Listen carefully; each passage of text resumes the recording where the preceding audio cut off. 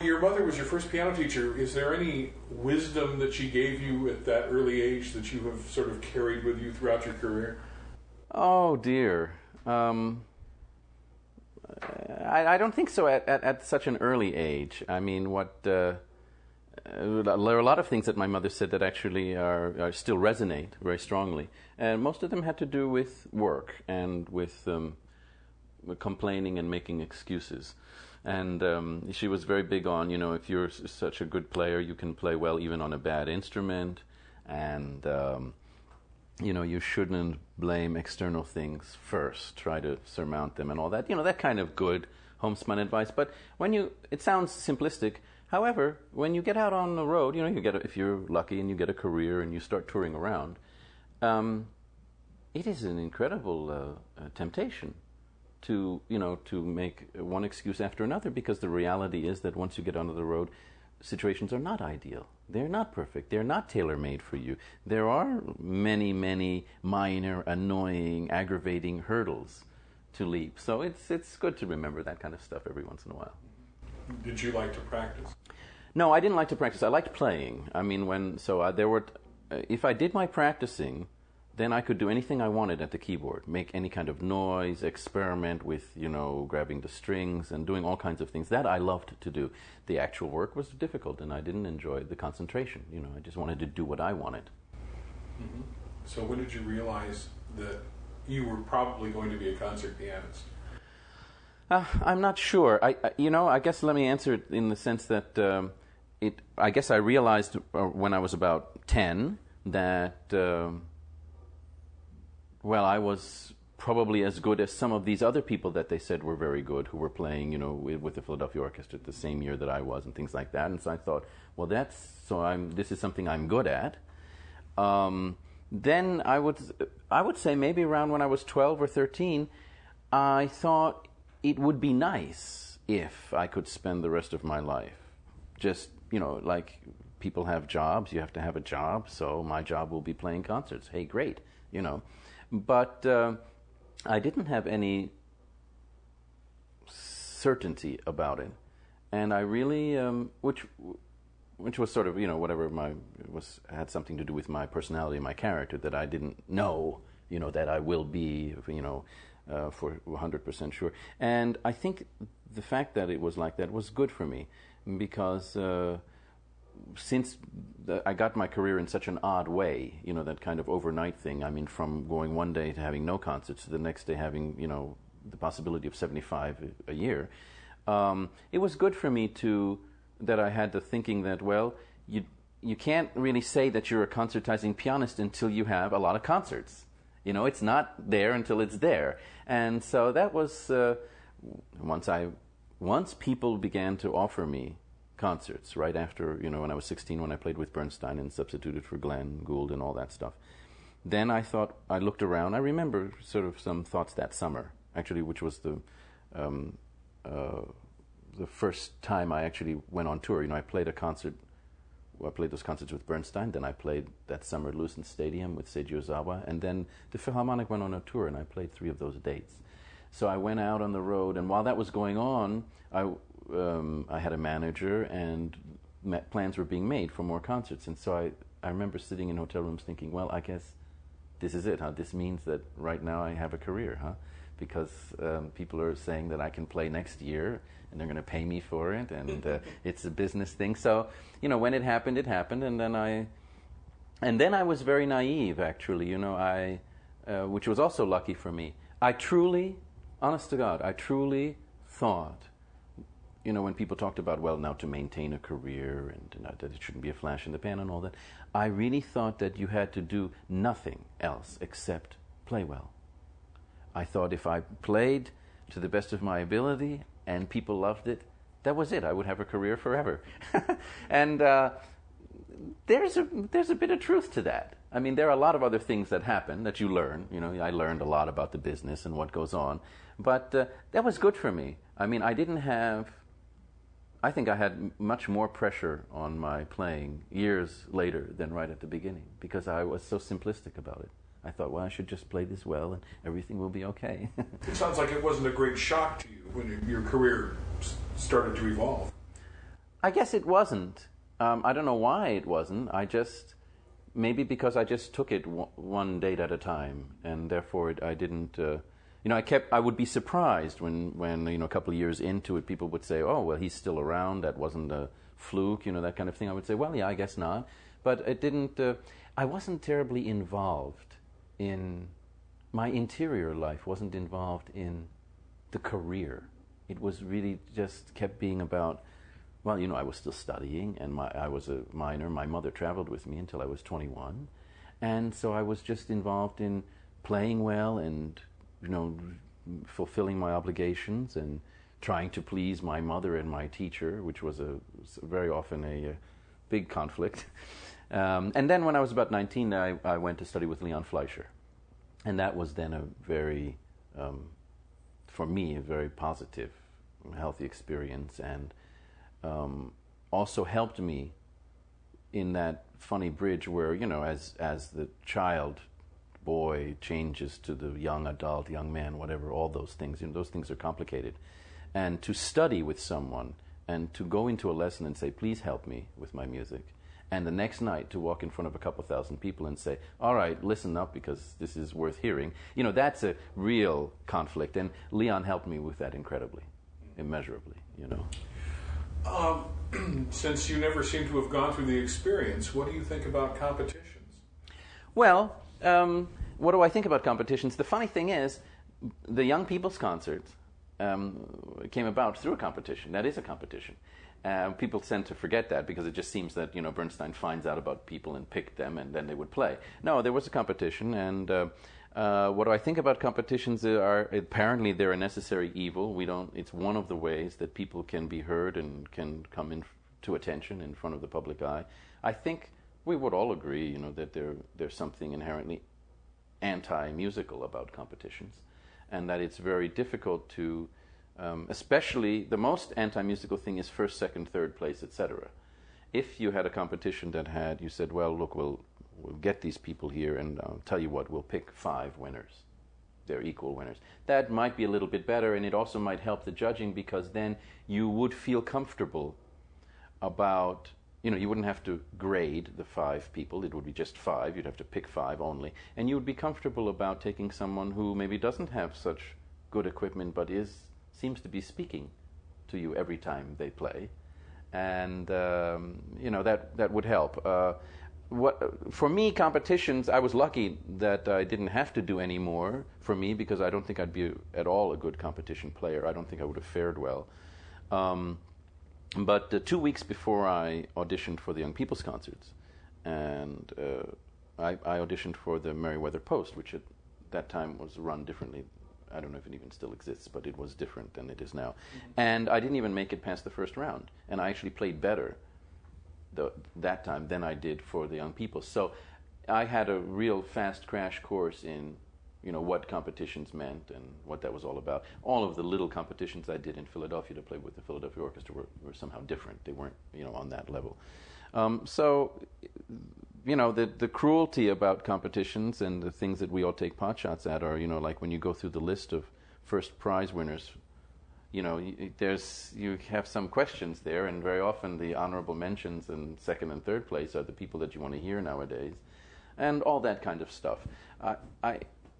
I think that I like to try. I'm not doing too good a job, but I'd like to try to temper my explicating my distaste for competitions, because I don't have a good alternative. I don't have a useful alternative, and until we have some other way of getting these people heard and out, I think competitions are here to stay. What's been the most difficult part of your career? The most difficult part of my career? If there has been a difficult part. Well, difficult, yeah. I would probably tell you that the most difficult part of my career has been trying to keep some perspective for myself about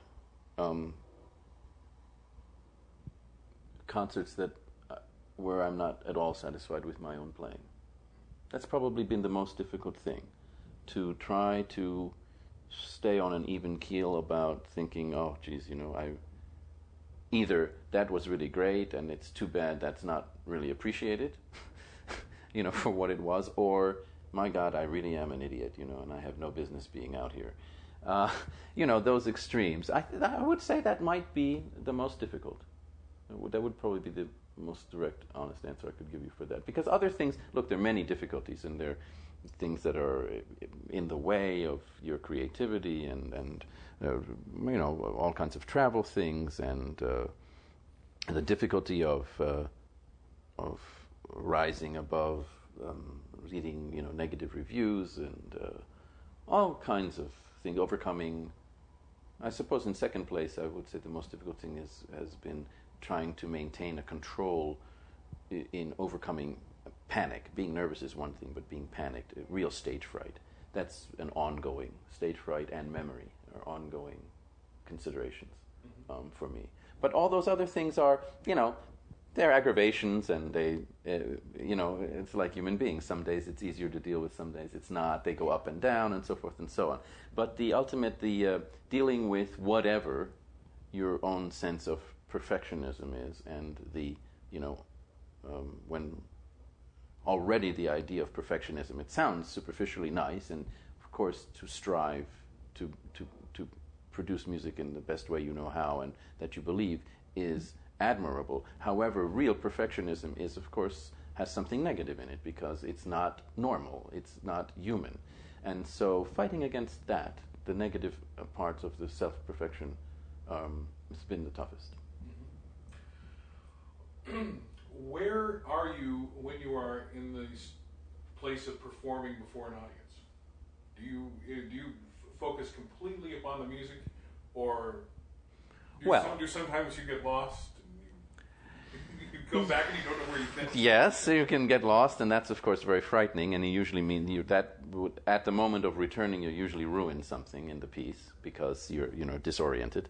You try not to have that happen. I think it's, speaking of struggle, I think the struggle, probably for all performers, whether they express it this way or not, but probably there's some general truth to it, is that you try to stay on that line. And therefore it means you're constantly weaving on and off this line, which might be the ideal line of subjective-objective. And which sounds, of course, impossible, and it's a contradiction in terms, but is 100% subjective and 100% objective. So that you are in nothing except the music, subjectively, totally, and yet at the same time, objectively and totally, you are controlling and manipulating. The computer is on and functioning and controlling. So you sort of, kind of weave on and off of that line. And I suppose the closer your weaves are to the line, the more successful has been that performance. And the bigger they're, when they're wide S-curves, it hasn't been so successful, How do you think your recordings portray you? Do you think your recordings portray you accurately as a performer, as the performer you would like to be? Yes and no. Some do. Some of those, I have some old and some more recent ones. One or two instances where there's not much cutting. There's no splicing. I have actually one where there's no splicing in pieces and movements. Those are fairly accurate. I don't think that I'm a real great recording artist.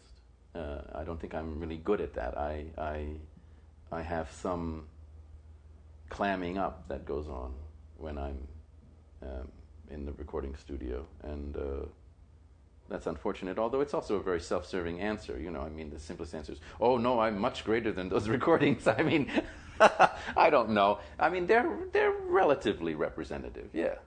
Mm-hmm. But you, of course, prefer the live performance situation rather than... I guess it's really necessary. It's necessary to have a recording career nowadays. I think some people have tried to not have a recording career, but it's really, difficult to keep track of. Yes, it's an uphill, and it's self-defeating. And yes, you should have, if you want to have one of those kinds of careers, recordings are part of it.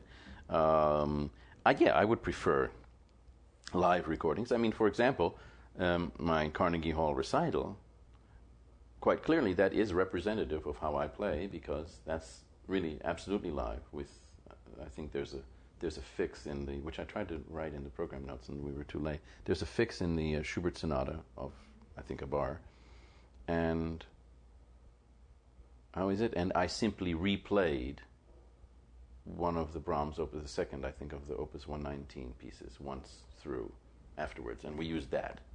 But otherwise, it's really, I mean, what you heard is what the people in the concert hall heard exactly, with warts and all, and so that is representative of a time. The danger with recordings, whether they're from the studio or even when they're live, is that we tend to, because it's a permanent object, we tend to make it be it's like a complete portrait of the individual. And so when I look at that, I know what you are about. And you don't really. You know what that performer was about in a general terms for that literature, and specifically only you know for that day how it went. For that 2 days, if it's a studio session or something, or if it's live, for that evening.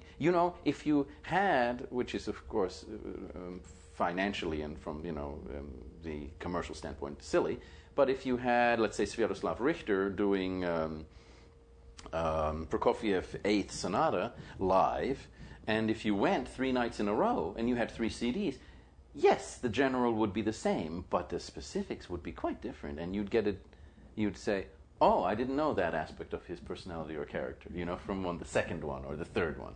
And that's what I think we tend to forget when we listen to recordings. Well, I noticed that you've made a lot of recordings of the music of Liszt. What is it that Liszt says to you that you want to communicate in his music? Oh, I don't know.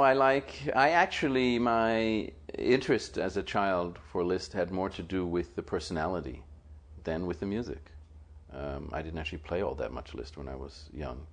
I liked the sort of revolutionary thinking, the big generosity of spirit, very generous with his colleagues, and sort of the largesse of the personality, nothing small-minded or petty in the personality, which is kind of how I feel about Schubert. That's why I'm very fond of Schubert. It sort of just is interesting for me. Then, of course, I like a kind of one of the aspects of Liszt that doesn't get spoken about so much that I like is the